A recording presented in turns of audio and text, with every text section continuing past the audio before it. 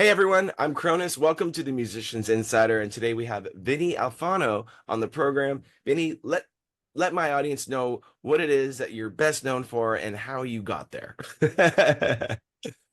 Hi, my name is Vinny Alfano. Based out of New York and mainly a mix engineer, re-recording mixer, sound editor, recording engineer, doing all the things audio here in New York. And are you Yeah. from New York? Born and raised in New York, was in the music industry for a few years, doing a lot of session work as a guitar player, playing piano a little bit here and there. Then eventually went from doing session work to being on the other side of the glass. Did a lot of recording. Started getting into mixing, worked with a ton of indie artists and indie labels, and doing sync licensing, composition, and production. Then kind of got moved into the commercial world, was doing a lot of mixing and sound design for commercials and advertising. Then kind of used that as another avenue to move into the TV world, was doing a lot of sound editing for TV, like dialogue editing, sound effects editing. Eventually Okay, went to movies. So been all around. right on. Well, what to you is like your goal at this point? What are you trying to become in your career, or where are you trying to get to? This is kind of it, just mixing and Awesome. editing day in, day out. It's just more so working with more people, and I think that the industry it's so unique in the sense that what we do is supposed to be fun, and it's just, It's we're so hard. making music, we're making TV shows, we're making movies, and it's just more so about collaborating with more people, enjoying it, having a good time, and then just hopefully, the projects get bigger and bigger and bigger Well, as we and go. as I guess as the success happens, when you do a project that goes well, then you open doors for the next one and then the next one, and it just kind of snowballs after a while. Then people know who you are and you can start getting the gigs. So do you work with people to get you gigs, or do you do that yourself? Like, are you your own consultant, or do you have like a team that helps you find the gigs? Like, how does that stuff work a little bit? I'm interested in hearing about this. The TV and film Mhm. projects I'm involved in, a lot of it comes through the studio I work out of called Parabolic. Okay. Uh, then there's also a good amount of it that just comes, from relationships with people over the years, or, other editors or directors or producers I work with, where, they'll say, hey, I've got this short film or I've got this feature. It's not a huge studio film, but, what can we do to make it happen and make it work? So that'll Interesting. be word of mouth a lot. And then the music stuff is also, even though the bulk of my work is TV and film related these days, I still do a lot of music. I just finished up one album for an independent rapper, working on like a meditation album for someone else. So the music stuff is also just word of mouth, relationships, and It's keeping it. interesting what comes in, right? Like it's like you're doing a rap album and a meditation album, but neither of the two that you had planned to do, but that's what the client wanted, right? So then Yeah. you're in that world of adapting for that. That's really neat. So for yourself, what when are you writing any music for yourself anymore, or are you just producing other people at this point? There's always, ideas floating around, and, maybe I'll pull up a Pro Tool session here and there and do some scratch tracks, but I I feel most comfortable kind of putting other people's picture in the frame, Okay. so to speak.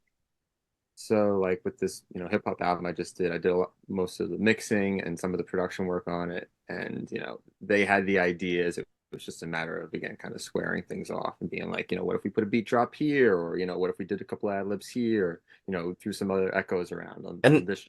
the artists really they need your help too. Like, cause like when I'm in the studio, I know what I want, and I have a producer I'm working with right now that knows what like we're similar kind of style. So like I will get what I want out of that producer, but that's because I know what they've done in the past. But if I just got into the studio and said I'm trying to do this, like you need to have the right person to try to match up what it is you're trying to do, right? So for what you're doing, I bet the artists just love that. Like they're probably good at what they do, but they're not able to mix it, right? So they're stuck with someone like waiting for you to finish the project, and they can't do anything until you finish it. Yeah, it's also just a matter of kind of, I feel it's, the work that we do, technically speaking, should always complement and not interfere with the artistic or creative vision of the artist. So again, I like to use that analogy of like they paint the picture, And I say, we're going to put this in a nice wood frame, and hang it up under this lighting. It's their artistic direction, their artistic vision, and we're just making sure that, hey, this is going to sound competitive on the streaming services, and it's not going to sound, unmixed, and it'll be pleasurable for people to listen to, throw in their playlist. Very cool. And also, if you find anything that sounds like another artist, you're like, hey, this is the same strumming pattern as Wonderwall. Maybe try something different. That happens so much too, right? Like artists, they just write something it's already been written, but they don't realize it because they're using a strumming pattern from the Cranberries and then like the sound of like Nirvana, but they're listening to Metallica, and it's a weird mashup. But you're like, take those three elements and maybe make them a little more original before you stick them all together.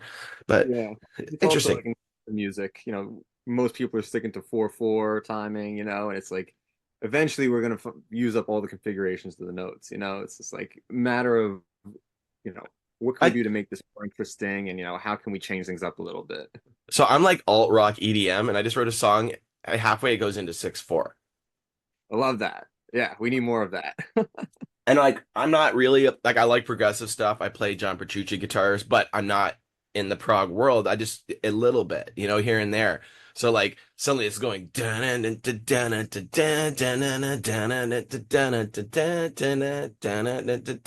mean? It's just 6/4. Why did I do that? I have no idea. Hear it. Um well, maybe I can actually play it for you. I don't know. It's not done. When it's You know, done, when you feel comfortable sharing it, send it over. I'd love to check it out. I absolutely will. But wait a minute. Can you hear this?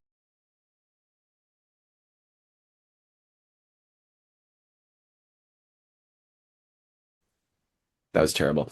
Yeah, I haven't been playing songs so much on here because of the issues with licensing, but hey, I need to probably be better at doing that. I have learned how to share songs over Zoom calls with producers. I've been talking to a couple really big managers lately about some stuff. And I've been playing songs over Zoom for them. So it's kind of neat. We're 5 songs in on a new album. It's a lot.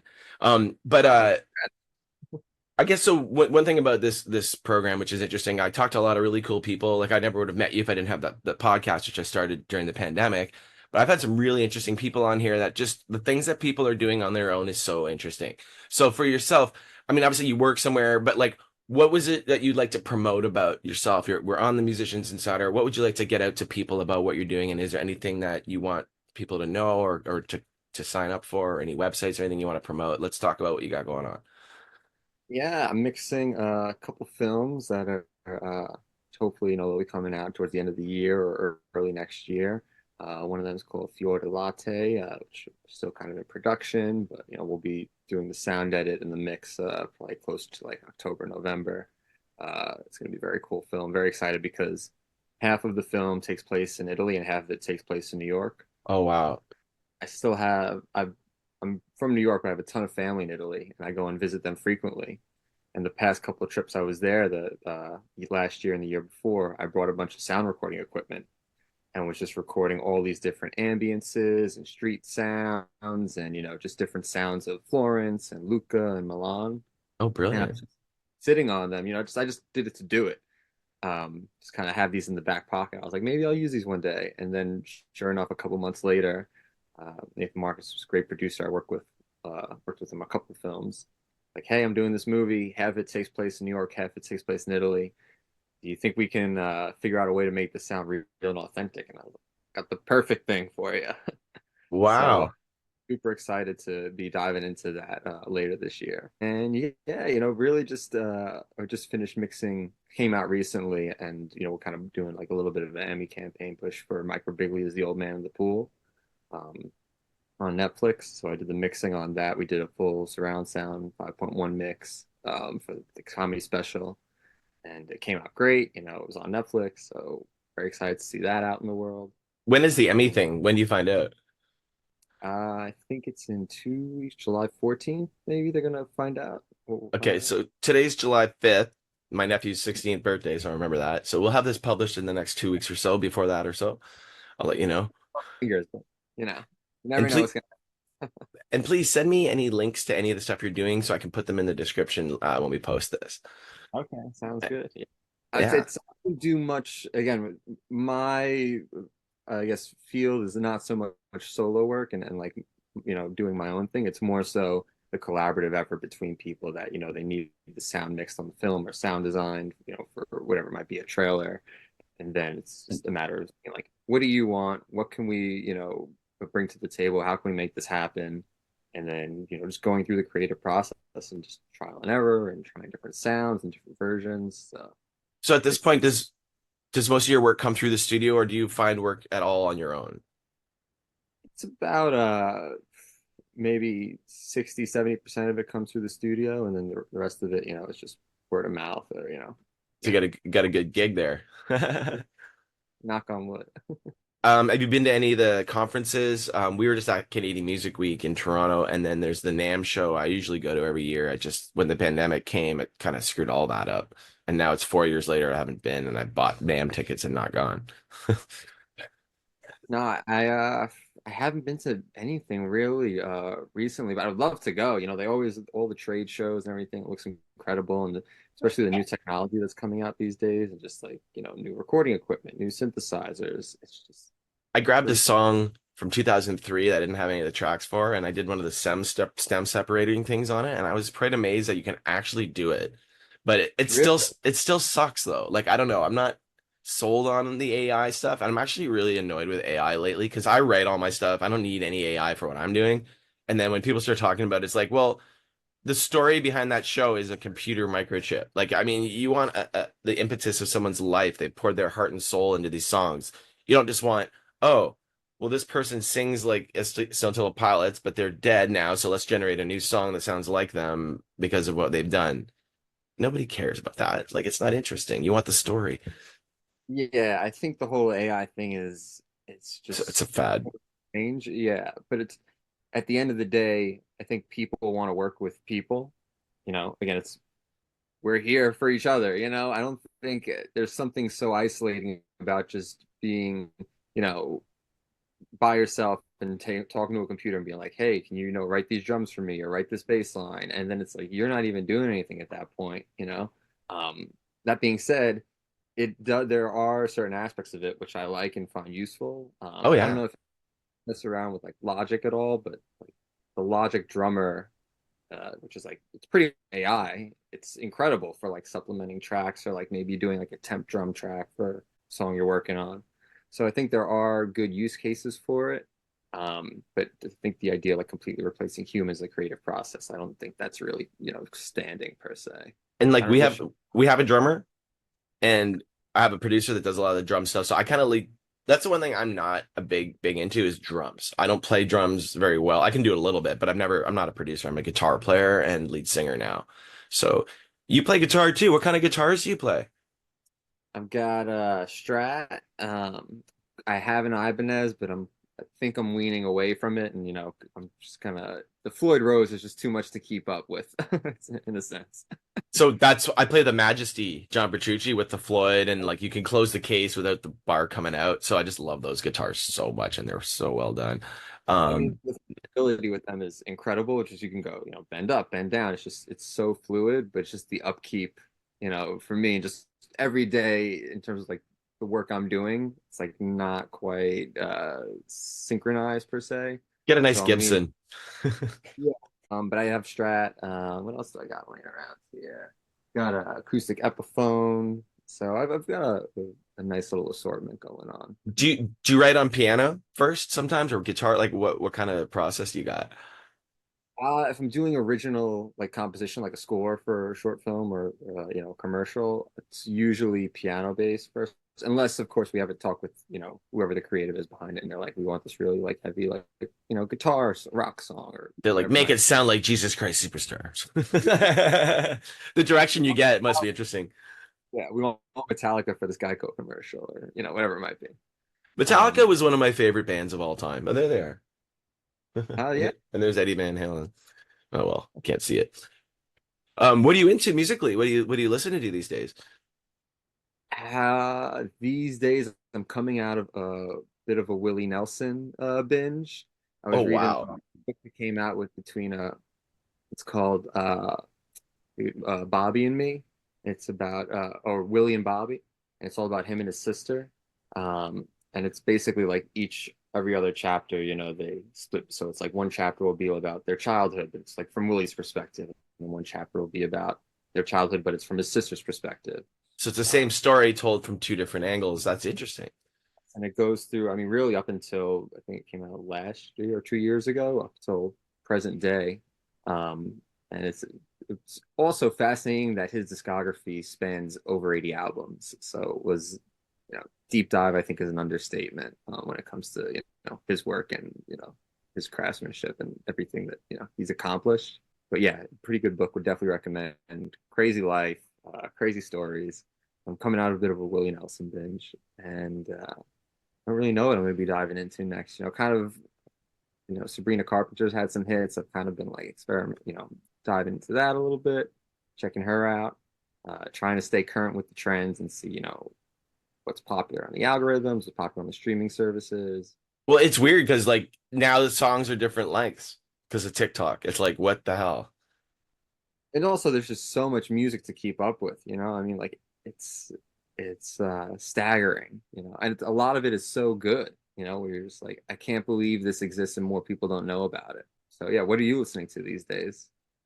So I went to a few shows. I saw Pantera, and it was nothing like the first Pantera, but it's still great because I love those songs. To hear them that loud, it was amazing. But I'm into like EDM stuff. Like I like listening to like I don't know. I'd go to Lost Lands. I like Excision and those guys. Like sort of like the heavier EDM, sort of crazy. I was in Los Angeles for quite a while, so I got into the LA vibes of the EDM scene there. We would run a skateboard park at Burning Man. So I'm a skateboarder.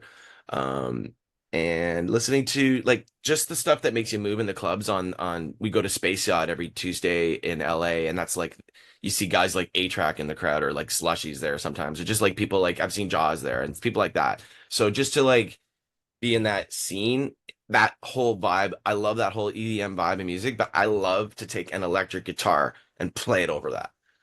Hmm. So I'm from the 90s, like I'm an alternative 90s guy, and take that and mix it with the 2020-ish vibe sound of EDM. That's my sound, alternative rock EDM, which I don't think authentically to do that, you have to be older and you have to be kind of from the 90s to do it right. So that's my whole thing. And I spent 12 years in LA, 13 years in LA, and the pandemic sent me home. So here we are, new style, alt rock EDM. There's also just something so fun about like combining like the element of guitar with like all those different sort of electronic sounds, and being like, how can this fit in the frequency range and like poke out, but like not be too invasive. And Uh, in 2000, I was in this band Thermocline, and it's gone now, but I was the lead guitar player, and we did a lot of electronic stuff. So it was like guitars, we'd have a DR4, Akai hard disk live playing the backtracks, or a DR8 playing 8 tracks. Before that, we'd use a VCR, because it would have a video track and a bunch of other tracks you could do. It works. Playback back in the 90s and 2000s. My drummer was on Lollapalooza from this band before he joined our band. He was playing with Artificial Joy Club, and they were going on after Tool. So it was weird to hear these stories of friends of ours that were doing so well, and there's our band, and then we were kind of big in our city, but the wrong station got behind us, and the big radio station said, "Well, you're that station's band," and it kind of screwed us a bit. Long story.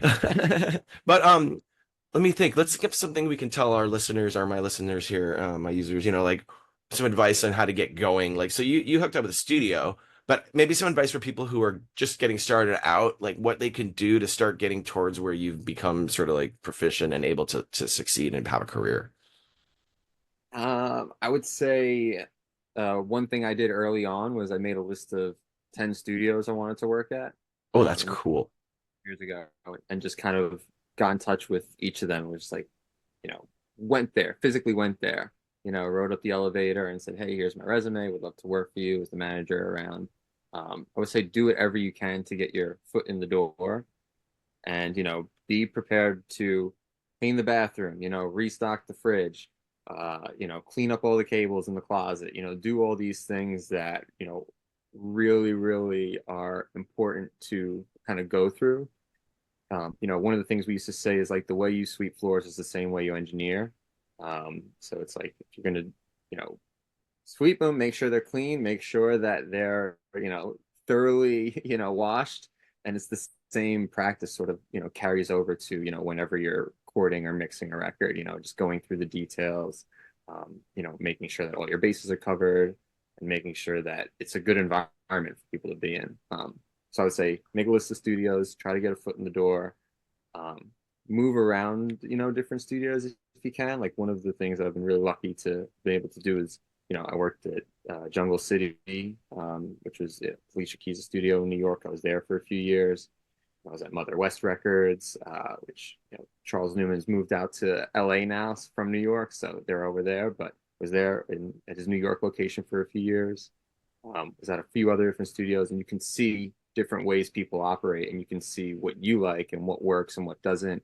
And it's just a matter of like picking from here, picking from there, maybe pitching ideas to when you go to the next place and be like, hey, at the old studio I worked at, we used to do, end of day reports. What if we tried to do that here? And just, you have a recap of any session that happened and who was the engineer on the session. And if anything extemporaneous happens, like, someone left their credit card, it's waiting at the desk. So yes, try to make a list of studios, see how you can get a foot in the door, learn a lot. Like, we have the internet. There's so much information out there.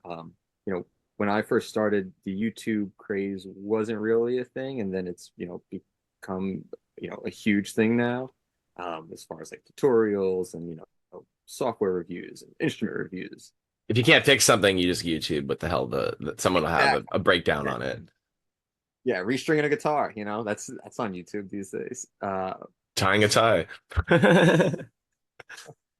Um, use the internet, and like also I think books are also a different form of information in a sense that it's there's something to be said about reading information on a screen, but then like having the book and be immersed in it. Like I have a few books on like audio and mastering and like, yeah, music history and music theory.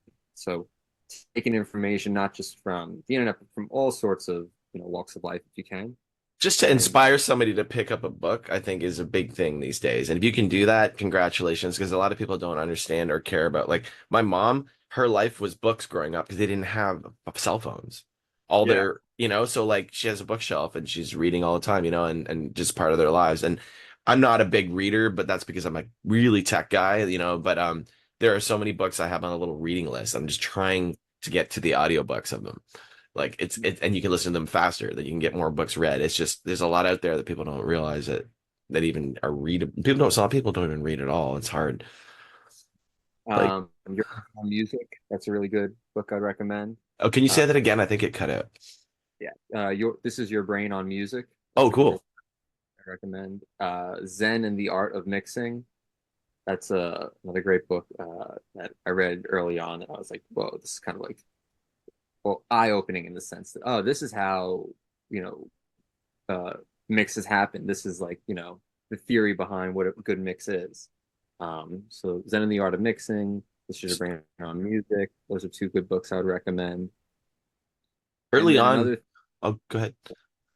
Well, I was just say early on, like when I was learning about mixing, like I'm not a mixer, I'm a musician, but I have to understand what we're doing in the studio in order to not get like waste all my money, right? So one of the things you do is I know that when you're mixing, this is very basic, but for someone like me to think about it, you're carving out the frequencies to leave room for things to happen. So like I guess in like the 4K range or so is where the vocals go. So you don't want your guitars to be killing that. And these types of concepts I never even understood. So it's good for I think musicians to kind of understand what you guys are doing a little bit from that sort of perspective. Like what are they actually doing when they're mixing? Like they're actually making room in the frequency space, and understanding that I think is cool.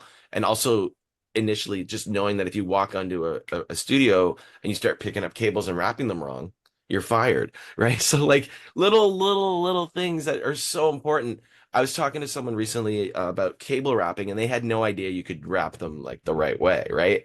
And there's still so many people that just think, "Oh, I'll help you guys put your stuff away," and they're like wrapping your cables wrong. So like, I didn't realize how many people don't know that. Important because the cable gets interred and then it's just like it ends up breaking, 3 weeks later. Yeah. Cable super important. I had another thing I was just going to mention.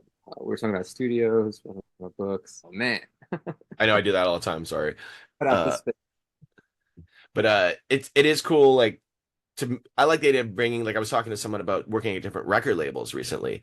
A friend of mine's a manager, and we were talking about how some of the labels, like they have this totally different vibe on the creativity process and when things are released. Like sometimes like, oh, your label does it this way where everyone has to critique it and there's like a whole bunch of like mass scrutinization, or there's another way where like the creative team is allowed to do certain things and they're given more freedom. So it's really interesting that totally like big record labels like Warner and Capitol and like they do things differently depending on, how when you were signed and what they're doing now. It's just completely differently. And to hear stories of people that worked at both places is super interesting. And like the kind of things like it's like you're saying, like at the old studio, we did these things at the end of the day. You bring that up to a new studio, they might be like, why are you trying to give us more work? And you're like, but I'm trying to make it better. And you have to watch when you make these suggestions, right? Like that sounds good, but it also sounds like I want more homework. And you're like, Yeah. well, wait, but wait, you're good at what you do. Why are you making like, these suggestions? So, I mean, interesting thoughts on that. And also like in the space of like working from one place, whether it's like a studio or a record label or media whatever it is, and going to another one, I think it's important to build the rapport first and understand their systems and why things are done and why they are doing what they're doing. And then once you have that, don't just come in hot and being like, this is what we need to change. This is how I used to do things. Matter of saying, okay, I've noticed, months later, maybe 3 or 6 months, whatever it is, whenever there's a good, rapport built and there's a comfortability level, it's saying, hey, I noticed that you guys are doing XYZ.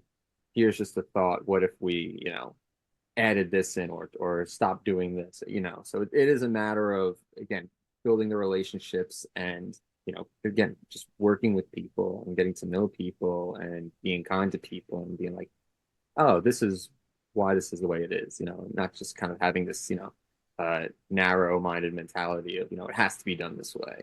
I don't think there's anything that's really objective in our industry. It's all subjective in terms of like, the Yeah. music you like, there's no hard rules, Don't you, it's so funny when like you hear a song that's doing well that you don't like. Like like it comes on the radio and you're like, why do people like this? I don't like this. It seems so safe. A lot of songs are safe. They're just done safe. Like they don't take any chances.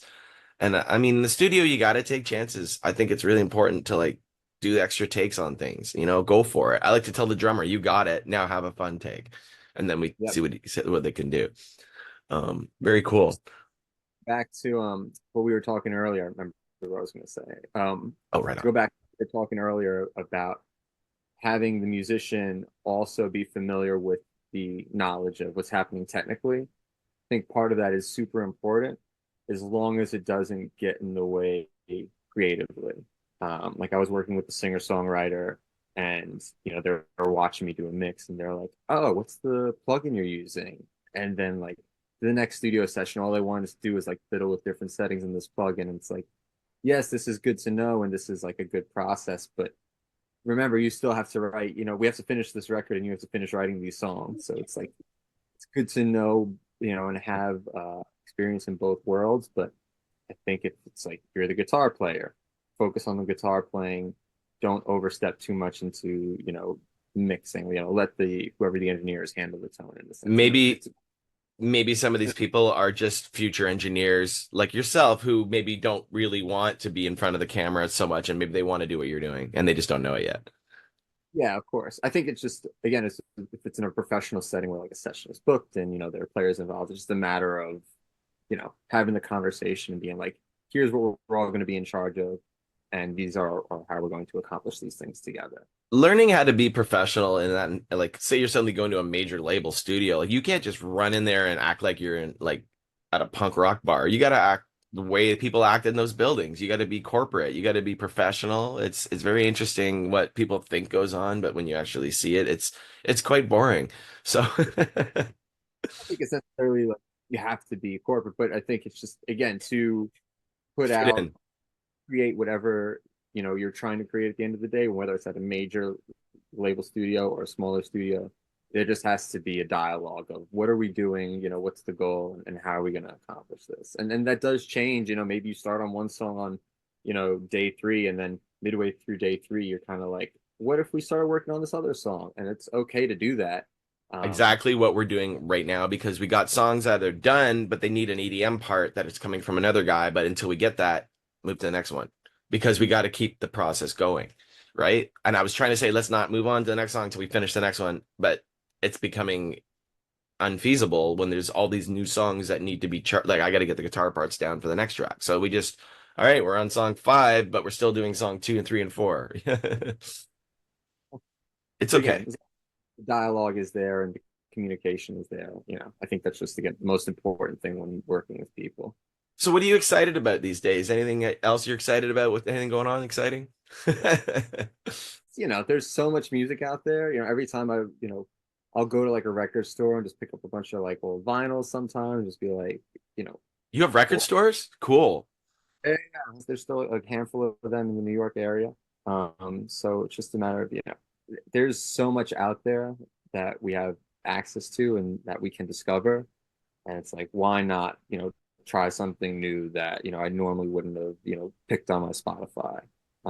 Or sometimes I'll even like switch apps. Like recently I've been on Apple Music and I'm like trying out their algorithm and being like, what are they going to feed me that Spotify is not? So, it sounds like slightly dystopian, but it's interesting to see the differences between the music streaming services and like what one may pitch and what one may not. So, Oh, so make I like a mean, playlist on each of them that's the same songs and then hit that randomize button and see what they come up with. yeah, exactly. Or like, fill Cool. playlist might be your create station from.